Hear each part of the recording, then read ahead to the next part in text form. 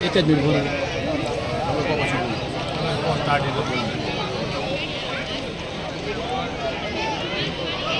સૌને જય જલારામ. બતાવો. સૌને જય જલારામ. ડીસાથી હું કનુભાઈ ઠક્કર બોલું છું. શ્રી રામચરિતમાનસ સત્સંગ મંડળ વતી આજે ડીસાની જંગલ ગૌશાળાની અંદર શ્રી પારકર લોહાણા સમાજ દ્વારા લીગની અંદર જે આવક થઈ હતી અને એમાં અંદાજિત 12 લાખ રૂપિયા જે આવેલા હતા એ 12 લાખ રૂપિયાનું આજે પીપીએલ પારકર સમાજ દ્વારા આજે ડીસાની જંગલ ગૌશાળામાં દાન આપવામાં આવ્યું. તેના અનુસંધાને એક સમારંભ યોજવામાં આવ્યો હતો.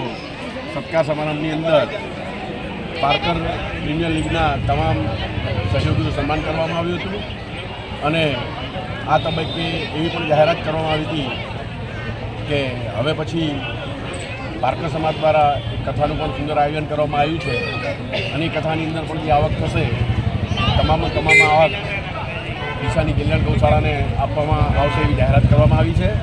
એની સાથે સાથે અમારા ડીસાના શ્રી રામચરિતમાનસ સત્સંગ મંડળે પણ 5,11,000 રૂપિયાનું દાન આપવાનું એક જાહેરાત કરી છે.